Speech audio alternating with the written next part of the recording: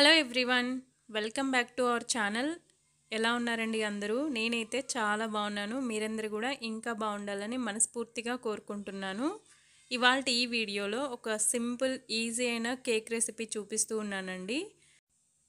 ఇందులో మైదా కానీ లేదంటే ఎలాంటి ఫుడ్ కలర్స్ కానీ యూస్ చేయలేదు. చాలా హెల్దీ కూడా. డెఫినెట్గా ట్రై చేయండి. మీరు కూడా చాలా సింపుల్గా కూడా చేసుకోవచ్చు. నేను ఈరోజు చేస్తున్న కేక్ వచ్చేసి మ్యాంగో రవ్వ కేక్ అండి. చాలా సింపుల్గా చేసుకోవచ్చు. ఈ సీజన్లో మ్యాంగోస్ బాగా దొరుకుతున్నాయి కదా, డెఫినెట్గా అందరూ ట్రై చేయండి. పిల్లలకైతే చాలా హెల్దీ. ఇప్పుడు లేట్ చేయకుండా ప్రాసెస్లోకి వెళ్ళిపోదాం పదండి. ముందుగా అయితే 1.5 కప్పు వరకు బొంబాయి రవ్వను తీసుకున్నానండి. అందులో 1 కప్పు వచ్చేసి ఇలా మిక్సీకి వేసేసి పౌడర్ లాగా తీసుకున్నాను. అండ్ మిగతా 1/2 కప్ వచ్చేసి ఎలా అయితే రవ్వ ఉంటుందో అలాగే వేసేస్తూ ఉన్నాను. దీన్నేం గ్రైండ్ చేయలేదు, జస్ట్ ఎలా అయితే వచ్చిందో అలాగే వేసేస్తూ ఉన్నాను. నెక్స్ట్ అయితే ఇందులోనే మనము బెల్లం పౌడర్ యూస్ చేస్తూ ఉన్నా. మీకు నచ్చలేదు అంటే షుగర్ పౌడర్ అయినా తీసుకోవచ్చండి. 1 కప్ వేస్తే సరిపోతుంది. అండ్ నెక్స్ట్ వచ్చేసి 1 కప్ వచ్చేసి ఇక్కడ కర్డ్ తీసుకుంటూ ఉన్నాను. నెక్స్ట్ వచ్చేసి దీంతోనే మనము మ్యాంగోస్ని మొత్తం అందులో ఉండే గుజ్జు తీసేసి ఇది కూడా మిక్సీకి వేసేసి మెత్తటి పేస్ట్ లాగా చేసి ప్యూరీ లాగా తీసుకున్నానండి. ఇది 1 కప్ అయినా లేదు అంటే 1.5 కప్ అయినా వేసుకోవచ్చు. నేను ఇక్కడ 1 కప్ అయితే వేసాను. నెక్స్ట్ అయితే 3 టేబుల్ స్పూన్ వరకు వెజిటబుల్స్ ఆయిల్ తీసుకున్నానండి. ఇది జనరల్గా మనం కుకింగ్లో యూస్ చేసే ఆయిలే. అందులో 2 టేబుల్ స్పూన్ వేసి 1 టేబుల్ స్పూన్ ఆయిల్ అయితే పక్కన పెట్టేశాను. దాని తర్వాత vanilla essence 1 table spoon use చేస్తూ ఉన్నాను. అలాగే 1/2 కప్పు వరకు మిల్క్ తీసుకున్నాను, కాచి చల్లార్చిన మిల్క్. అందులో సగం వేసి మిగతా సగం పక్కన ఉంచేసాను. నెక్స్ట్ ఇందులోకి 1 టేబుల్ స్పూన్ వరకు అయితే బేకింగ్ పౌడర్ యూస్ చేస్తూ ఉన్నానండి. 1 టేబుల్ స్పూన్ అయితే సరిపోతుంది. అలాగే నెక్స్ట్ అయితే బేకింగ్ సోడా కూడా యూస్ చేస్తూ ఉన్నాను. ఇదైతే జస్ట్ 1/2 టేబుల్ స్పూన్ కంటే కూడా తక్కువగానే తీసుకున్నాను. ఇప్పుడు మనం వేసిన ఇంగ్రీడియంట్స్ అన్నీ బాగా మిక్స్ అయ్యేంత వరకు బాగా మిక్స్ చేసుకోవాలండి. వీడియోలో చూపిస్తున్న విధంగా మిక్స్ చేసుకోండి.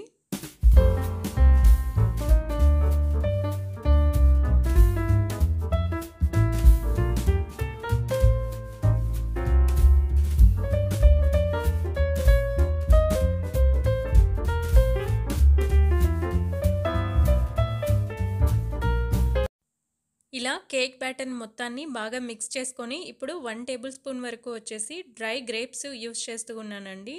కిస్మిస్ 1 టేబుల్ స్పూన్ యాడ్ చేశాను. అండ్ అలాగే కట్ చేసినటువంటి బాదాం అండ్ ఇంకా కొంచెం వచ్చేసి క్యాష్యూస్ కట్ చేసి పెట్టాను, అవి కూడా యాడ్ చేస్తున్నాను. ఇది మీ టేస్ట్కి తగ్గట్టుగా యాడ్ చేసుకోండి. నేను కొంచెంగానే తీసుకున్నాను, మిగతా కొంచెం కేక్ పైన డెకరేషన్గా యూస్ చేయాలని పక్కన పెట్టేశాను.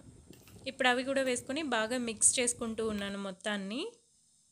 ఇలా డ్రై ఫ్రూట్స్ కూడా వేసుకొని బాగా మిక్స్ చేసుకున్న తర్వాత ఒక 15 మినిట్స్ వరకు రెస్ట్ ఇవ్వాలండి బ్యాటర్కి.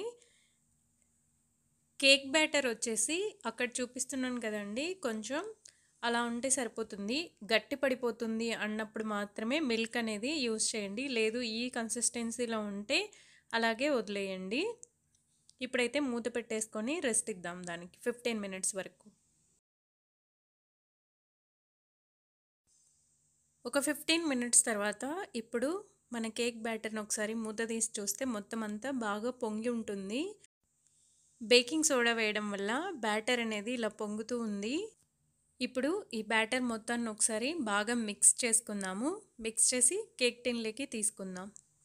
ఇప్పుడు కేక్ టిన్ ఒకటి తీసుకొని అందులోకి ఆయిల్ అనేది గ్రీస్ చేసుకుంటూ ఉన్నాను. మనం ముందు కేక్లో వేస్తూ కొద్దిగా తీసాం కదండి, ఆ ఆయిల్ ఇక్కడ యూస్ చేస్తూ ఉన్నాను.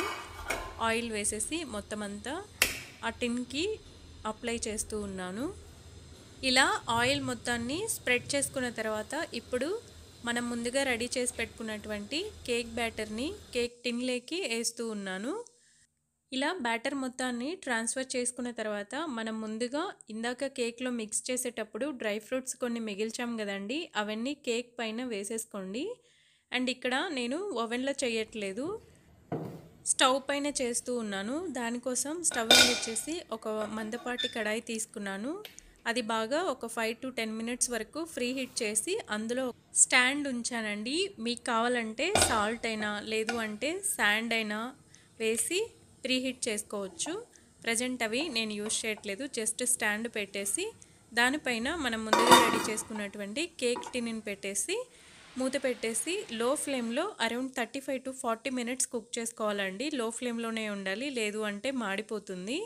40 మినిట్స్ తర్వాత చూసారా మన కేక్ అయితే ఇలా టూత్పిక్తో గుచ్చినా లేదంటే ఇలా ఫోర్క్తో గుచ్చినా సరే నీట్గా వచ్చింది అంటే కేక్ రెడీ అయిపోయినట్టే. ఇప్పుడు ఇంకా స్టవ్ ఆఫ్ చేసేసి మన కేక్ మౌల్డ్ని పక్కకు తీసుకోవచ్చు.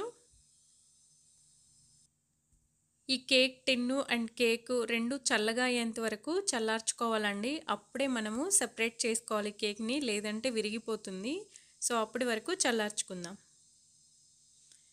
చూసారు కదండి, కేక్ కూడా వితిన్ 10 to 15 మినిట్స్లోనే చల్లగా అయిపోయింది. సో ఇప్పుడు దాన్ని ట్విస్ట్ చేసి చూస్తూ ఉన్నాను అడుగున ఎలా వచ్చింది ఏంటి అనేసి. నేను కూడా మ్యాంగో కేకు ఇది సెకండ్ టైం అండి చేయటం. ఫస్ట్ టైం ఒకసారి ఫెయిల్ అయింది, this is the second time. ఇప్పుడు చాలా బాగా వచ్చింది కేక్ అయితే. చూసారు కదా, మొత్తం అంతా ఎక్కడా మాడిపోకుండా చాలా నీట్గా కుక్ అయింది. ఇప్పుడు ఒకసారి కేక్ని ట్విస్ట్ చేసి చూద్దాము పైన కుక్ అయింది ఎలా ఉంది ఏంటి అనేది.